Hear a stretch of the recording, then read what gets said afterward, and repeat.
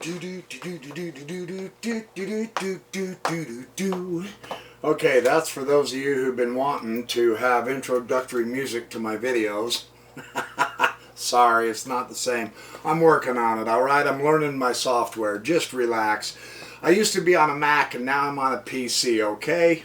I am electronically handicapped. And for those of you who think that I goof off too much and serious chess cannot possibly be learned on this channel, I will have you know tonight I am not going to tolerate any shenanigans. I am not going to tolerate any funny stuff from anybody. Hey, you in the back, wake up, wake up. Hey, slap that punk. He's sleeping in class, for Pete's sake. So, welcome to the Backyard Professor Chess Videos. I'm excited once again. I have a great game to show you and some really fun comments from the dope showing you this game. Yo, hey Bubba, that'd be me. Yes. Well, I'm supposed to be more serious. And I swear on my mama's grave. Oh, wait a minute. She's not dead any more than I am. Well, anyway, I swear on something. I don't know, but I swear I'm going to be more serious. I promise. Okay, this is a game by Spielman and Hunglinger. This was played in Vienna, 1929. And I've had some comments on wanting some of the openings. Someone mentioned the Caro Kann. So this is a Caro Kann game. I looked it up specifically for that opening, and it just happened to be one fabulous game using it. So here's one of your openings, the Caro Kann. And I suppose I'm ready to start doing some more opening chess videos. What the heck? We know enough of the basics and the generalities, you know. You always open up with the edge pawns, otherwise you're a dipstick, right? Yeah, we've got all that. Okay, Spielman is playing white. Enough goofing off. Is everybody paying attention? Is everybody awake? Does everybody have water? Does anybody have to go pee-pee before we start? Okay, fine. Sit down, shut up, and pay attention then. This is serious. Serious, I tell you. Just serious. I'm totally serious. D4, of course, and D5. The typical opening Caro Kann. He's going to ignore the pawn and bring out his knight. And, of course, the pawn takes the pawn in the Caro Kann. Hey, yeah, baby. That's shirt spear for you. The pawn takes the pawn in the Caro Kann. Yeah, whatever. And the knight takes the pawn. So, we have a starting Caro Kann and then knight f6. Now, Spielman wants to keep his knight, so he's not going to exchange knights. He's going to bop down here to g3 and e6. Hunglinger. That's an umlaut on that O, so is it Hunglinger? Something like that. I know it's not Hunglinger, it's Hung, something like that. Knight f3. So he's developed his knights, and he pushes the c pawn up. Bishop comes to d3. And knight comes out to c6. So we're seeing a pretty rapid development.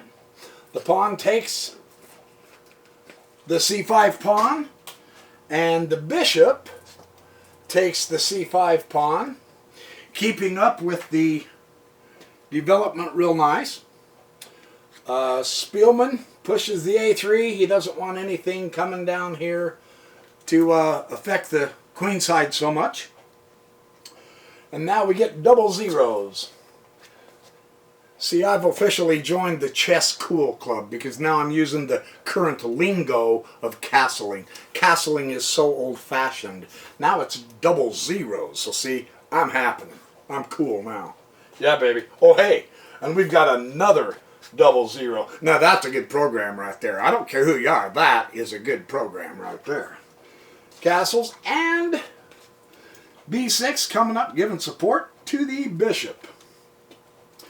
Good diagonal toward the king. B4. Oh, now Spielman is hitting up on the queenside, isn't he? He's saying that bishop's got too much influence. And so the bishop comes back down here to E7, stays developed, but not doing a lot. More of a defensive bishop. This bishop grabs the long diagonal toward the king. And they put a question mark on this. The queen out to C7. When you look at White's setup, you can clearly sing. You can clearly sing. Yeah, go ahead, sing a tune. You can clearly see that we are getting prepared for a Kingside attack, can't we? I mean, truly. All of the, both knights on this side, of course. The bishop going this way. The bishop going this way. The queen can easily bump up and go this way. Or once this this knight comes up into here, the queen can come this way. So, realistically, this is a good setup for a Kingside. And you can tell by the way Hunglinger is playing that he's getting ready to do some defense. So I think they're both reading the board to where White's going to do a Kingside. But he is still pushing the... Now that I've elaborated such glorious obfuscation, you can see Spielman completely refutes me. Shows me that I am the bumbling yard professor because he's still going on the queenside, man. What is this guy doing? Is he trying to ruin my class? Knight comes over to A5. And knight comes to E5, so here we go. Game on. We're going to start possibly seeing some fireworks. Now, he brings his bishop to B7. Again, he's taking that long diagonal. But look at the difference in the bishops. Well, this bishop's really good. There's not a lot of pawns in the center, is there? There really isn't a lot of pawns in that center. It's pretty well open. So the bishops are quite powerful in this game. This long diagonal, this long diagonal, this long diagonal. If this bishop can get his act together, he can get in on this. So on an open board, as a general rule, bishops are better than knights. For that reason, they can zing right across the board, all the way across the board. Well, Spielman brings his knight back to here, and see, he wasted his time. Now he's just got to move back. He moved up there, and now he moved back. So Hunglinger is a move behind, and that can't be good when you're playing someone like Spielman. Knight comes down to E3, so much for a Kingside attack, right? Yeah, well, you know, some of us have prognostication capabilities, and others of us don't. That's how it works. Now, knight to D5, nice outpost, good center influence. That's not bad. We know now. Remember my obfuscatory discussion. Now we begin to see the kingside coming up. Obviously his intent is the kingside. Queen H5. Pretty strong declaration saying here I come, right? With the, yeah, no kidding. With the capability that he has with the checkmate, that quick, right? Just one zing, and it's almost checkmate, right? You have to, unfortunately, push one of the kingside pawns. The strongest option is to keep your pawns there because they cover every single square in front of the king, right? Well, I mean, it's checkmate, so he's got to push the pawn. So, Spielman is beginning to weaken the black kingside. That is truly what we are seeing. And now, knight comes back up to G4, and now he gets the exclamation point. The first time he didn't because there wasn't much of a threat, but now with the queen out here, the threat is knight rook 6 checkmate. and you go, I got to move out of the way like the weatherman on the TV channel. Don't you hate those guys when they stand right here in front of the screen and talk like crazy and you can't see one thing behind them? Get out of the way, you dork! Turn sideways, do something. So remember, this is checkmate because of this powerful bishop having that entire diagonal. That is an exquisite bishop. So Hundlinger is already in trouble here. He's got to be real careful. And he pulls up the bishop to f6. Hopefully I didn't miss a move. g6, I got it. Knight g4, I got it. The threat to knight h6, I mentioned that. Bishop f6. Okay, good, I'm on target. Now, because he is in a kingside, and the long distance influence here of these bishops just are really incredible. And the short range of the knights with that queen there, everything's gunning for him. So Spielman can afford, and he's on the attack, but he can afford, and he does do so, to take that bishop. He does not want to change out that magnificent bishop. Far better to take it with the knight. Yeah?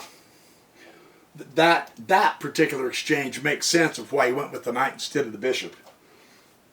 For that reason. And the knight retakes at f6. Again, the queen is in danger. Danger, Will Robinson! Danger, Will Robinson! Hey, have you been watching that series, Lost in Space? The new one, not the old one. When I was a kid, I watched the old one. I'm giving my age away. I'm still only 29, believe me. 29 and holding. I've been there for decades, right? Woohoo! Anyway. And then the knight takes the f6. The queen, now, your queen's in danger. And I know I probably overdo this part, but it kind of helps keep us, well, it teaches us, it helps us to learn how to stay in focus, right? Yes, your queen's in danger. No, that's not a good move. He's got the diagonal. No, that's a horrible move because he's on the attack. You don't want to move completely out of the attack, right? So rather than do something like that, he bumps it up here to h6. He stays on the king side. He stays strong. He stays to where he can create combinations of attacks on that king, right? And he moves out of danger at the same time. So when your piece is threatened, be sure and look all over the board. Look at all the pieces. Make sure nothing really tricky is coming your way. And then try to stay in the area that you're working on. As a general rule, right? Especially if you're attacking the king, you know. And rook. He gets his other rook in here. Why not? Grab that open file, man. Although, I know the open file really is...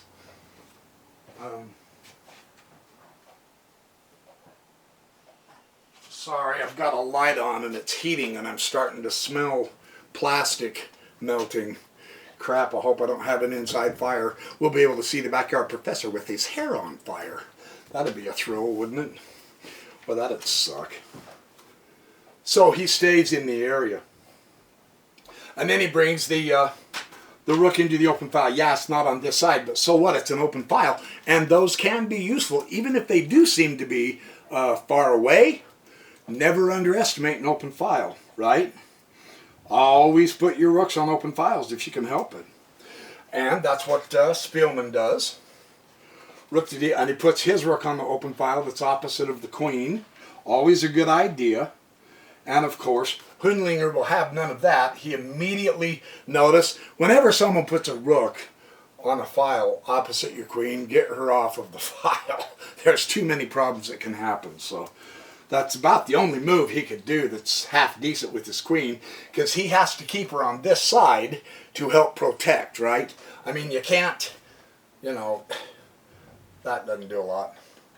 Anyway, he stayed on this side.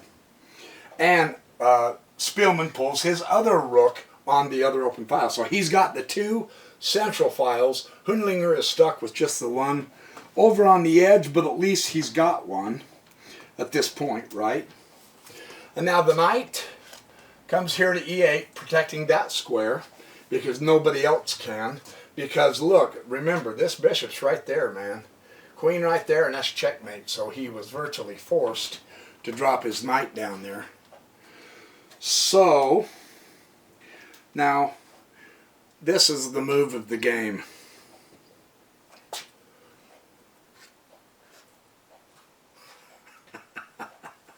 Knight f5. Now, be honest, you wouldn't have played that, would you? No, come on, you're lying. You wouldn't have played that. There's no way. What a great move, huh? Sticks it right on the one square that's totally attacked by pawns. But look at the logic here. The logic is impeccable because he can't take it with the pawn. Because then the bishop comes in and queen's got a mate. Remember, this pawn can't take because the queen's across from what? A rook on an open file. So this pawn is pinned. So that knight's safe from this pawn, and it's safe from this one because of this bishop, and then the queen bumps in. What a great setup, isn't it? I love seeing moves like that. That's what keeps me loving chess, right? Oh, I mean, besides my great subscribers. You guys are the reason I love chess too, believe you me. So, Queen is trying to do something to get into this game, so she hits the file across, but really that doesn't do anything.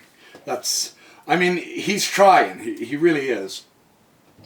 Of course, if you're on an open file and you're in a king tack, get your rooks into the game, and this bishop will support you all the way across, and so he's hitting the queen.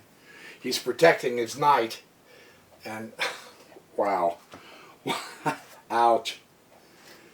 Bishop does have a chance to come here, however, on a nice outpost to shield the queen.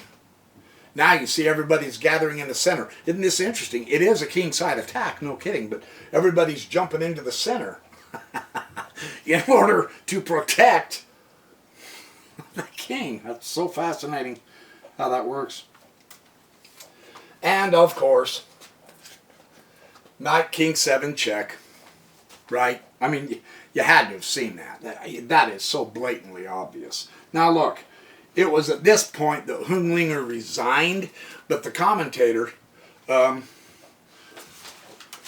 let's see, I got this out of the book by Reuben Fine, The World's Great Chess Games. It's on page 138, 137, 138, and 139. Really excellent text. He says he resigned. He says, too bad, because it would have been fun to see the continuation. So here's the continuation. The only thing he can do is queen takes that knight, right? So the queen is virtually stuck with doing that. And now, because of the tremendous power of these bishops and that rook, the queen can go ahead and take 8-7 check. Not checkmate, because the queen isn't backed up. It's a queen sacrifice. So the king will take the queen, and then of course rook bumps over to h5. And it's going check. And he mates in the next move. And that pawn can't take that rook because this bishop has pinned that pawn to him, right? That poor pawn. So the king has to come down to here, and then the rook can go checkmate. Because remember, always keep an eye on your bishops. Bishops across a diagonal like that and rooks and queens make fantastic combinations. And you saw what pieces were the battering rams that kind of beat up the pawns, made them come forward and all that, were the knights. So that's a pretty nice illustration of a coordination of several pieces. Both players played really well. I thought, honestly, Hundlinger made too many unnecessary moves, so he kind of lagged behind a little bit. It was like giving Spielman 2 or 3 free moves. And of course he took complete advantage of it with his development. So you can see his king never really got threatened. So anyway, there is your Backyard Professor Chess video. Thanks for watching. Oh, and thank you all for your very kind comments. I don't mean to ignore all of you in your comments. There are just so many. I don't have time to say hi to all of you and all that jazz, but I read every one of them. I appreciate it. I love the enthusiasm. There's still a lot of people coming back on that were my old viewers, and they're always saying hi and all that. So hello everybody, I am back officially. I'm having a ball. I enjoy your support and love and help and all that jazz. I love your comments. Keep them coming. I promise I'm working on getting some video editing stuff, and I'll do some of the wild, wacky outdoor crap and all that stuff. I promise. I've got some good shots coming up. So anyway, hope you had a good Thanksgiving yesterday. I'm going hunting tomorrow. Yes!